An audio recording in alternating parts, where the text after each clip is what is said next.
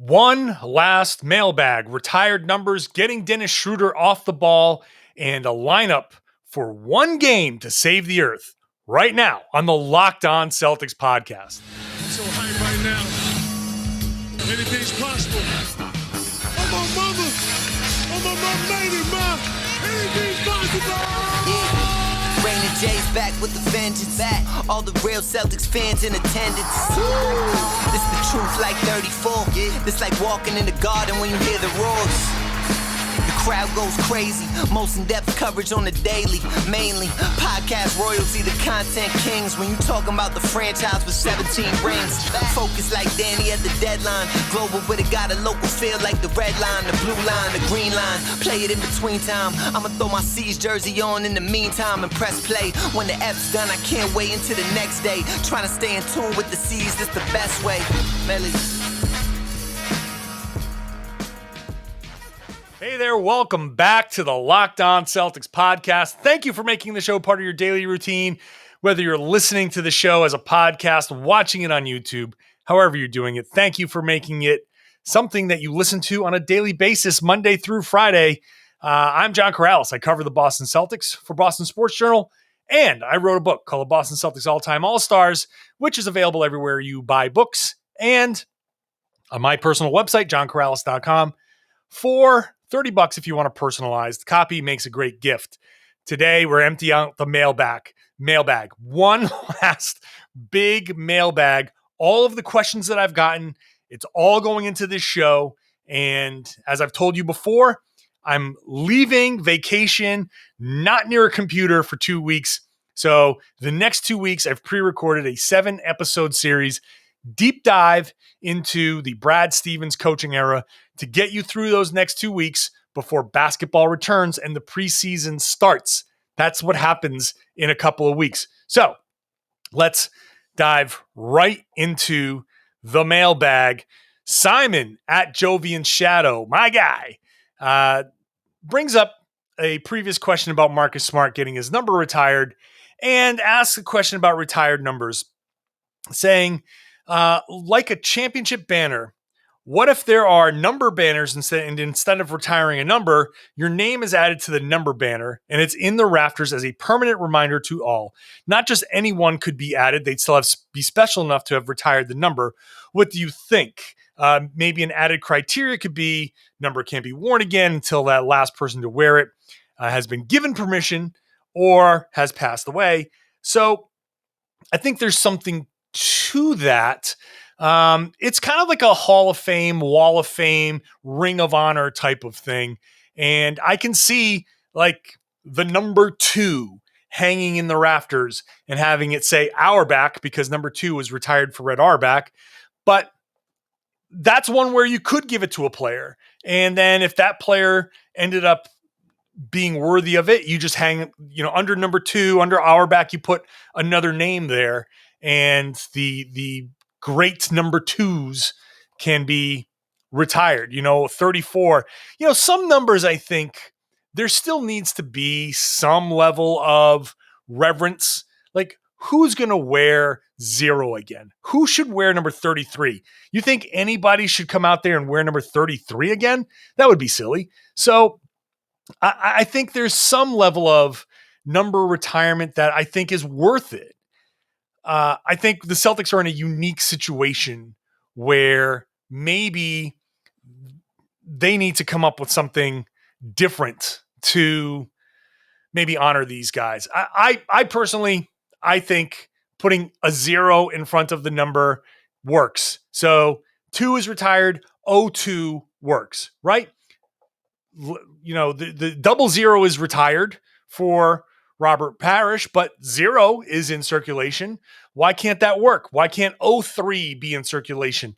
Why can't 06 be in circulation? It's a different number, but you still get to use those numbers again in a roundabout way. That's my solution to get numbers back into circulation. And then if you want to go moving forward, say Ring of Fame, Ring of Honor, something like that, I'm all for that. But my solution to the number problem is, at least for the single digits, add zeros in front, and then you can go from there. I mean, at this rate, with that solution, we're going to be going to like triple digits and, whatever. We're going to start doing decimal points at that point. Mihai, I hope I pronounced that correctly, asks, I believe the best thing about having these new players alongside the Jays is that they will allow us and the coaching staff to see what works for them, who they play and work better with. Even if the reclamation projects don't pan out, we will have a better idea of what works and what doesn't. Do you believe that the starting lineup in the rotation should be adjusted based on personalities and how well certain players connect with each other off the court? Then chemistry can come naturally. I understand where you're going with this, but to me, it's still about fit on the court. So I'm not going to get two friends in the starting lineup just because they're friendly. I want the best possible starting lineup. I understand where you're going with chemistry. You want to get that chemistry going faster so people who like each other are going to theoretically share the ball more. I'll tell you what, I can just tell you that when I was playing, and granted, it's a much lower level, and there wasn't money involved to this level at all. So it wasn't this kind of situation. But I think when you're on the floor, you play with who you play with, right? People make something of that. Like there's a guy that you hate on the other side of the floor, so you're going to look at him and be like, "Nah, screw you, man. I'm going to pass it over this way." I don't think that happens. You move the ball and you move the ball. Like where that comes in is maybe you're less tolerating of a mistake, and there's the way you handle things might be a little bit different. But I think off the court stuff is frankly overrated. I don't need these guys to be great friends off the court. I just don't. I need them to be cohesive on the court. And I don't care after the game if they go their separate ways. They don't have to party. They don't have to hang out. There are plenty of instances of guys who have different personalities. I mean, Kevin McHale and Larry Bird had very different personalities. They worked fine together. They seem to do okay. If you're good enough, first of all, if the talent is there, and if you are professional enough, I think it's going to work out just fine. Josh says, I wrote in a year ago to get your thoughts about Jalen Brunson as a comparison for Peyton Pritchard. I'm even more bullish on the comp right now, so on and so forth. He says, what would you make of Udoka using Schröder and Richardson primarily as two guards and asking using Pritchard as the regular backup one? I think this would make a lot of sense given how thin the C's still are at 4 in spite of Hernan Gomez. And so I don't. This is a tough question because Schröder, on one hand, I don't give a damn what happens to Schröder. If he's temporary, he's gone. But at the same time, I don't want him to be disruptive this season.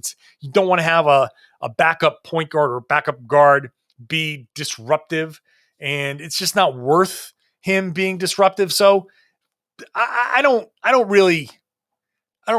At one hand, I really don't care how they use him, but on the other hand, I do think that for the sake of cohesion and keeping everybody happy and not having a guy be a malcontent in the locker room, especially a guy who has a reputation of being a tough personality. So I don't want to take him out of position. I think Peyton Pritchard will find some minutes. I do think he'll get at least 15 minutes a game or so. Some of it will be handling the ball. Some of it will be off the ball. It's just a matter of him finding that groove. So I don't want to go too crazy with, Schröder playing off the ball too much. I just play him on the ball, play him as your primary backup point guard, give him the reins, let him go. I think that's fine. It's not to say that he and Pritchard can't share the ball sometimes and have them both on the floor together. It gets a little problematic defensively, but I think Schröder needs to spend a fair amount of the game playing how he plays. And I don't want to go, I don't want to disrupt that too much. Pritchard will be fine. I'd rather just let's figure out Schröder for the year. Maybe you can get something for him, get past it. And then, I don't want to punt a year of Pritchard, but let Pritchard kind of like figure it out within these confines. And then we'll move forward with it either at the trade deadline when Schröder gets moved and Pritchard just slides into that backup role, or in the offseason, we'll figure out what the Celtics want to do. Another question that he asks from Josh, do you know which Celtics players are vaccinated, which are not? I asked because I noticed Richardson was posting some misinformation about COVID vaccines on social. He says, given the dramatically different rules for vaccinated and unvaccinated players this season, it seems like more vaccinated teams would have an actual competitive advantage. I do not know who is vaccinated and who is not. Teams will not tell us. Players can tell us if they want, but they're under no obligation. And that's how it is. There's no obligation to tell me anything in regards to that. But I do agree, teams that are fully vaccinated, if the entire team is vaccinated, they get more freedoms. They get to participate in other events. They get to go out a little bit more. They don't have to be tested quite as much. It gets back to a little bit of normalcy, and that does give you a little edge, just a more comfort thing. Unvaccinated players do have to go through more rigid testing. They're more limited in where they can go. So that does present a little bit of a challenge, and could be something that, if you're looking for little tiny things to swing things one way or the other, then that could be one of them. I would hope that the Celtics get vaccinated. I'm not going to make this political. It's not a political thing. Your health is not political. Very simple to me. Let's all look out for one another. Very simple. You're free to do whatever you want. You don't have to. I think everybody should. I got it. I'm fine. My father actually got COVID. He got a breakthrough case. It was a mild case. 74 years old. In a case with pre-existing conditions, he would have been, I might not have him anymore. I might have lost him. The vaccine made his case mild. The vaccine made all of us who were at the dinner table with him a few days before all tested negative. So I look at it from my perspective. The vaccine works, and it's something to do for everybody else. So I'll leave it at that. I do, on this note, want to, before I take a break, want to say, send out my thoughts to Edison Gonzalez, who is a listener who sent in an email. His father passed away from COVID in June, and he sent me a very nice note thanking me for the podcast, getting him through a very difficult time. And I'm very happy to present some solace for you in a situation like that. So thank you, Edison, for the very kind note. And my thoughts to you, Jorge Gonzalez. I will dedicate this podcast to you in your memory, and hopefully we can get past this situation very soon. Again, my condolences out to Edison and the Gonzalez family. Be right back here on the Locked On Celtics podcast. Hey, football is back. It's that time of year again. Head on over to BetOnline for all the pro and college action. Get updated odds, props, and contests, including online's biggest $500,000 NFL mega contest, the world's largest $200,000 NFL Survivor contest, all right now at BetOnline. Use the promo code LOCKEDON. You're going to get a 100% welcome bonus. Sign up, make your first deposit, use the promo code LOCKEDON. They'll match your first deposit. So get on over to BetOnline, the fastest and easiest way to bet on all your favorite sports, whatever that sport is, or your favorite Vegas casino games. Don't wait. Take advantage of these great offers. BetOnline, your online sportsbook experts. Please gamble responsibly. Today's show also brought to you by Directv Stream. Tell me if this sounds familiar. You got one device that lets you catch the game live, another where you stream your favorite shows, then you're watching sports highlights on your phone, and then you get your neighbor's best friend's login for all the good stuff. Well, that's going to change. There's a simple way to get all the entertainment you love without the hassle, and a great way to finally get your TV together. It's called Directv Stream. It brings your live TV and on-demand favorites together like never before, so you can watch your favorite sports and shows and movies all in one place. No more juggling remotes. No need to buy another device ever again. Best part?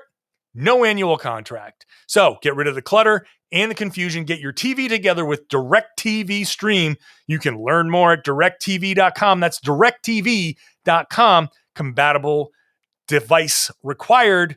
Content varies by package. Let's get back into the mailbag here with Zachariah, who asked, do you think Grant Williams didn't play in Summer League because Brad is trying to trade him and didn't want other teams to see him play, a bit like Kyle Lowry did in free agency? No, I don't think that that's the case. I think Grant was given the option to go to Summer League. He chose not to go to Summer League, instead to work out on his own personally. And when he was given the choice, he made his choice. And that's why he didn't play in Summer League. Let's head on to Robin's question. Robin asks, since the Celtics acquired Juancho, you've been talking about how good of a shooter he is when given minutes and how bad when playing fewer minutes. I'd like to offer a new perspective. Saying Juancho is very streaky, a one-dimensional shooter. His only way to be useful is using his only above-average skill, shooting. When he is shooting well, it contributes to the team. His floor spacing, when he doesn't, he's barely playable. Thus, if Juancho is shooting poorly when he gets in, coach won't play him much. If he gets hot quickly, he will get more playing time. Basically saying, if the coach, if he's hot, ride the hot hand. So, Robin, I will say that I get where you're going with this. I don't think that this is necessarily the way to go. This is a great way to ruin a shooter's confidence. And you're right. His only above average skill is his shooting. At his size and that shooting, that makes him a very potent threat if it's going. So if you're able to give him a situation where he comes in with confidence and can play free, then you let him ride out some shooting. If he goes out there and misses a couple of shots and then you sit him, then that's a great way to have him just get tight. And when he goes out, he's just going to miss the next shot. The whole thing with a shooter is loose, comfortable, confident, let it fly. If you miss, no problem. The next one's going in. You got to believe the next one's going in. If you put a shooter in a position and say, here's what you're going to get, here's what you've earned, well, whatever it is for Juancho, off the bench, starting 30 minutes, 20 minutes, as long as it's consistent and you say, I believe in you to get these shots this time, go out there and do it. Yeah, he is streaky, but you got to give him the consistency to know I'm not going to come out when there is when I'm on a bad shooting streak. If you just pull shooters out when they miss, you're gonna ruin them. You're just gonna ruin them.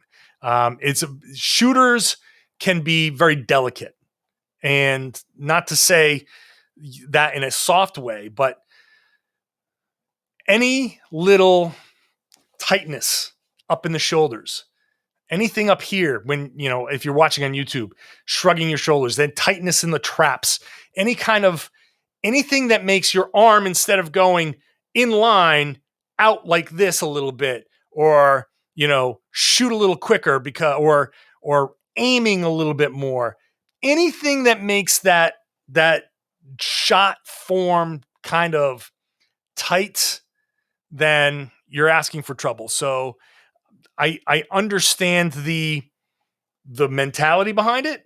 Juancho is streaky. Let's figure out what streak he's on, and let's just go with whatever.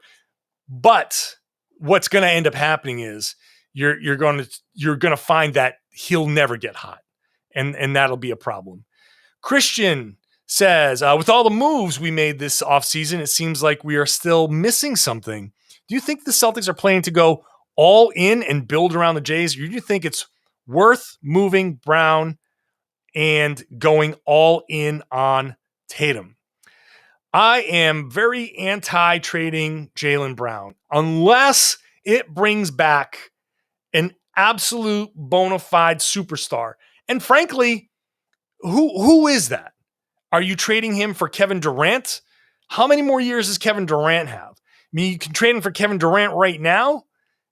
First of all, that's not happening. You're not trading him for LeBron. That's not happening. Who else are you trading for? Steph Curry? Like, you're not trading him for Dame. I don't want him for Dame. Dame is great. I love Damian Lillard, but kind of like starting the back nine, you know what I mean? And Jaylen's on the come up. He's 24, and who knows what he's going to be. I'd rather have Jaylen Brown and that promise moving forward, considering especially all of the improvements that he's made. So I'm not going all in on Tatum. I'd rather have Brown, and I think the Celtics are planning to go all in around those two. The question right now for the Celtics is it build around those two with depth and hopefully some really good pieces? Maybe it's Neesmith or Pritchard who are homegrown and they grow into that. Maybe Wancho and Richardson kind of hit and you have good supporting cast around them, and you can add some ring chasing minimum guys, and you can add somebody really good, pretty good like Patty Mills with the mid level. You can make those moves. Then there's that, or you can try to package a bunch of these guys and go for a third star. But I'm not moving Jaylen Brown. I don't think that's the plan at all. All right, let's wrap up this segment here with Fred. Fred, I love this question. One game to save the earth. Each player is at his peak. Here's my team with a few surprises. 1, Magic in 1988. 2, Michael in 1991. 3, Larry in 1986. 4, Bill Russell 1961. 5, Bill Walton 1977. Ooh, that is a surprise. Try to beat this squad for an all-around cohesive team. The only issue is Larry defending at the 3. Well, I think that's a good lineup. My lineup is Magic, Michael, Bird, Tim Duncan, Bill Russell. I'll have Bill Russell at the 5, but really interchangeable with Tim Duncan. Defensively, you're not scoring on this team, even with Bird, right? Like Michael, that team is a killer. Walton, great. I'm not going to say I worry about Bill Russell playing out of position, but that's a great team. And I'm not going to list the years. It's just whatever year is their peak. But I like Tim Duncan.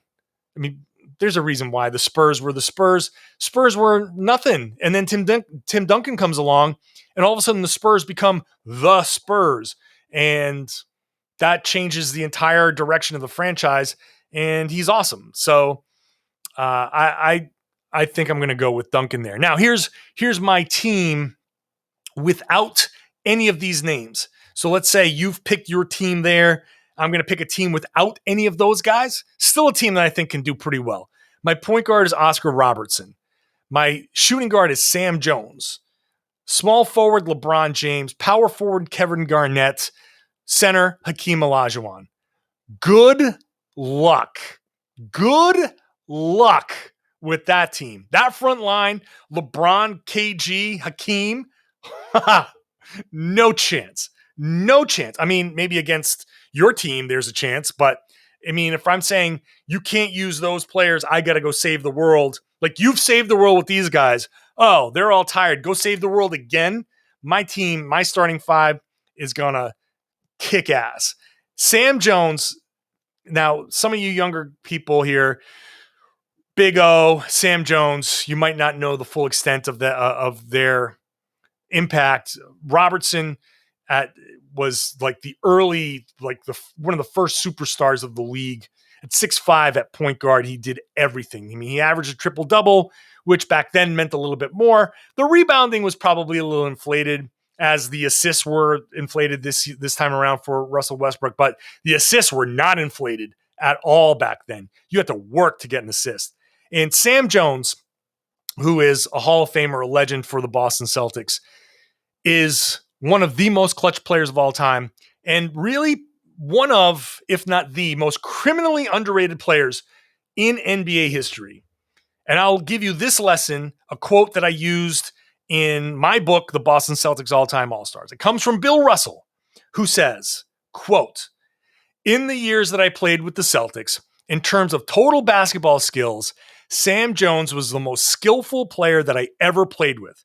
At one point, we won a total of 8 consecutive NBA championships, and 6 times during that run, we asked Sam to take the shot that meant the season. If he didn't hit the shot, we were finished. We were going home empty-handed. He never missed." That's Sam Jones. So I got Sam Jones on my team. I don't care. So great question, though. I love these historical questions. Historical debates are so fun. It's hard to compare between eras, but I think with proper context and understanding, like, don't just say, we're going to take Sam Jones and put him into 2020. We're going to take LeBron James and just put him into 1965 and watch him dominate. No, Because if you take LeBron James and put him in 1965, well, LeBron James isn't lifting weights the way he's lifting weights. LeBron James is working a second job to make ends meet. LeBron James is dealing with the racist Jim Crow South. LeBron James is going through a lot that he doesn't have to go through now. He's not a billionaire. He's not billionaire LeBron James. He's LeBron, a guy who is probably going to be just as skinny as Bill Russell and look different. Or maybe he looks more like Wilt Chamberlain. Who knows? But he's going to be built different. He's going to be playing in Chuck Taylors, not these high-tech sneakers made for him with his name on them. It's going to be a lot different. And I love having those historical debates because you can do the same for Bill Russell and putting him in today's game and say, oh, he's so skinny and small. Be like, In today's game, this dude's been playing basketball since 12. He is cut. He's jacked. He's lifting weights. He was an Olympic track athlete as well. He was tremendously athletic. And all of today's advantages would make Bill Russell a vastly different player, at least look vastly different. So I can go on all day long about this stuff. I'm not. I'm going to take a break. I'm going to come back to wrap up this Mailbag podcast. So stick around for a lot more, including some questions about my industry, which are coming up. First, I got to tell you about Rock Auto. Rock Auto is the best place to go for anything that you need for your car or truck. We know that those chain stores can't possibly stock all of the things every make, every model needs out there on the road. Don't bother wasting your time making the drive down there. Go to your computer, your own computer. Put that information you're going to give somebody else into your own computer. Cruise through the rockauto.com database. You'll find everything you need, a lot of different prices, a lot of different options. You can save 30 to 50 to 100% for the same parts from a chain store or a car dealership. They've been doing this for 20 years, taking care of local do-it-yourselfers for 20 years. So whatever you need, complicated, simple, whatever it is, go to Rock Auto. When you go and you do buy something, make sure that you write Locked On in their How Did You Hear About Us box. That's how they know we sent you. It's an amazing selection, reliably low prices, all the parts your car will ever need, rockauto.com.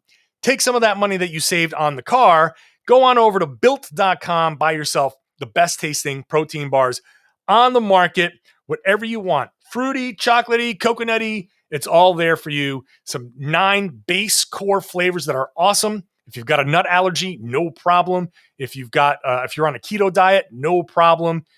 They're all 17 to 18 grams of protein, calories between 130 and 180, 4 to 5 grams of sugar, 4 to 5 net carbs, amazing flavors, all delicious, all healthy, and they're the official protein bar of the U.S. track and field team. So go to built.com, use the promo code LOCKED15 every single time. It works every single time. Go buy an assorted box. There's 2 of all 9 flavors. Get that. Pick out which 1, 2, 3 that you like. Go back to built.com.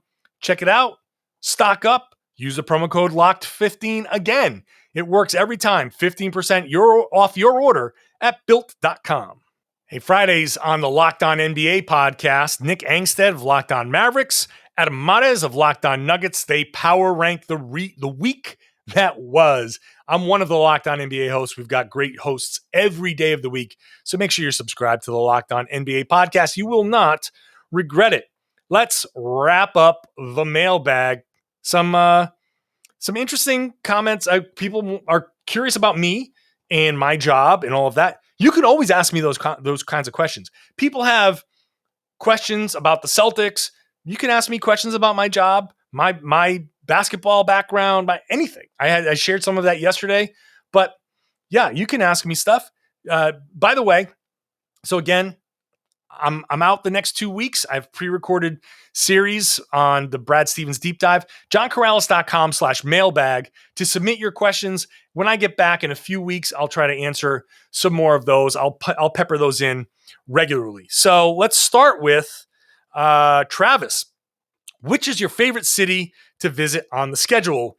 And then team-wise, which player do you think will exceed our expectations and why? He's picking Romeo. I'm sadly a little down on Romeo. I think the Summer League impacted me a little bit. So which player will exceed expectations? I'm going to go with, I'm going to go with Marcus Smart.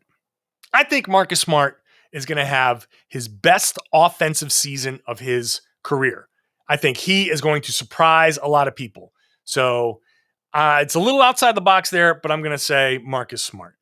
The other question, which is my favorite city to visit on the schedule? New Orleans, baby. I love New Orleans. It's my favorite city outside of Boston. I love New Orleans. Can't wait to go again. I'm very sad about what's happening down there. I recently tweeted about relief for New Orleans. If you can find it, you can donate $5, $10, $20, whatever dollars. That'd be great. New Orleans is a great city. A great city. I love the vibe there. I love the music. Everybody's so cool. It's so inclusive. It's my favorite city. So shout out to New Orleans. Andre, will you be traveling with the Celtics this upcoming season like you used to, or has that changed because of COVID? Sadly, that has changed because of COVID. And I think we don't have quite as much access as we used to.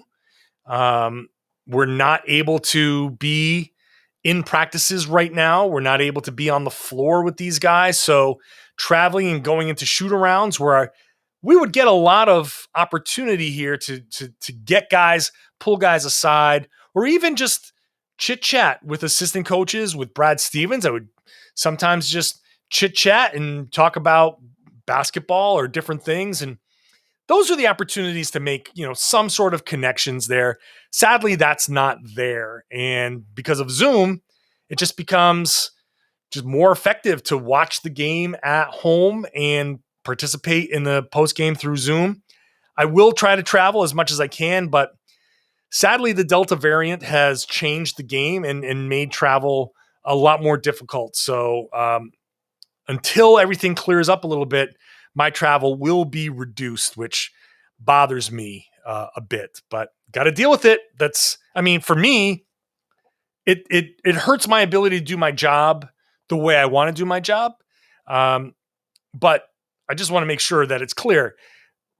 Using proper perspective, I'm annoyed, but I understand a lot of people have it like horrible right now. And so I want to make sure I'm not comparing myself to the doctors, the nurses, or anything like that.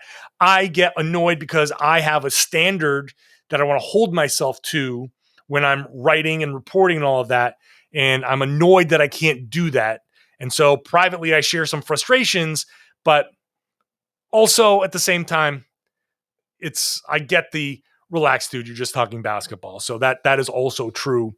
So it can be both. I can be frustrated, but also understand that within proper perspective, like it's not that big of a deal. Aaron asks, as the leading Celtics podcaster, thank you. This is the number one Boston Celtics podcast in the world. Do you believe or have any indication that any of the Celtics players, coaches, or the front office listen to your podcast? Do you think any of your opinions have even a subtle influence on the team and potentially shape some of the players, coaches, or front office decisions? Well, I will say, I did bring up Juancho Hernan-Gomez a long time ago, and we see where this went. That is 100% joking. So here, I do know that people within the Celtics organization read what all of us write and listen occasionally to what all of us do. So I think now, I don't think Brad Stevens does. I don't think Danny Ainge did necessarily. Although I think he might have listened to a couple of things here and there. But I don't think they listen like people listen, but they do consume what's being said around their sphere. So whether it's, I don't think any players really care or pay attention. I think maybe some people in PR or their underlings, the interns or something, may have to like, hey, just listen to this and see what he said or anything like that. I do not think that they have any influence necessarily on any decision making. it's certainly possible. It's certainly possible that maybe I mentioned Wancho and maybe someone said, "Oh yeah, let's look at that and let's put him on the list." Or maybe someone heard me say that and goes, "Yeah, catch up, buddy. We've been thinking about this for a long time." I don't know how deep it goes, but I do know that the team consumes Boston media, and I don't think that influences a whole hell of a lot. For all I know, they listen to what I say and read what I write and use it as jokes around the water cooler. You're like, can you believe Corrales said this? Which considering how detailed the NBA is, I'm probably like way behind on stuff. So, but yeah, who knows? It was cool. It's been cool. I've had members of the organization come up to me and say things. So, that's cool. Mark, we'll wrap it up with this. Says, enjoy your vacation. Thank you. How many times have I said vacation? I only mention my vacation because in the next 2 weeks, I've pre-recorded something. I want you to know, I want you to be prepared for the 2 weeks of podcast that looks all the same. And if anything happens in the middle of it, I can't really do a podcast. So unless it's huge, I mean, I'll have my laptop with me. Unless it's so mega huge that it's world changing that I have to, I'm not going to. So if there's any little bit of news and you're wondering, like, why is John doing a Brad Stevens episode? That's why. That's why I bring it up. I'm not trying to rub my vacation in anybody's face. But anyway, Mark asks, we all know the men on the team, but really we don't know their personalities. Can you tell us a little more about these guys? Like, what are they like? Who would you want to grab a beer, coffee, or a meal with? Which of these guys are easy to get along with, etc.? So I don't know a ton about these guys. I mean, I do have access. I under normal circumstances, I was in the locker room, post-game, pre-game. So you get to see guys. Like, I could see that that certain guys were friends and certain guys were just didn't seem to talk a whole lot. You could tell who was friends with whom and all of that stuff. I could see that, like, for example, Jason Tatum is very dry with the media. You see him in the post games. You see him on NBC Sports Boston after games, and you ask him a question. He goes, yeah,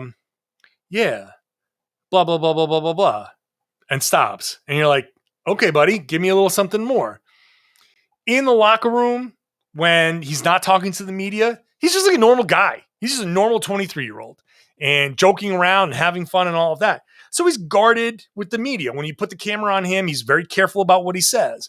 But he's a fun-loving guy, joking around, busting balls. Like, he's just a normal guy. So if there's one guy who his public persona might be a little bit different than his private one, and I'm only saying private one from like just some of the things that I've seen. I don't hang out with these guys. I don't know any of these guys beyond the little access that I've had. But who would I want to grab a beer with? I mean, I'm a basketball nut. So any of them really? Like, if any NBA player wants to sit down and have a beer and talk basketball with me, I'd be happy to. Like, any NBA coach, any NBA GM or front office person or owner. I love having those conversations. I've talked to some owners, I've talked to some GMs and had some casual conversations with people. And it's always just fun to just guard down. It's off the record. We're just, talking whatever. That's always fun. Some guys are a little easier to kind of connect with. I will say that Kemba Walker genuinely was accommodating, and I forget what the story was. I asked him some silly question. I think I was trying to figure out, I was doing a story about, like, why do guys spin the ball before you take a free throw? Just a silly idea that I had. And I asked Kemba that thing, and some guys were just like, I don't know. whatever. And they just blew me off. Okay, fine. Kemba was like really thoughtful and really into it and gave me his answer and explained how his free throw routine changed and how he used to spin it a lot more and all of that stuff. He was very much like, once you get to talking to him, he was just a nice guy, or is a nice guy. I shouldn't say that. He is a nice guy. I talk about past tense like he's not here.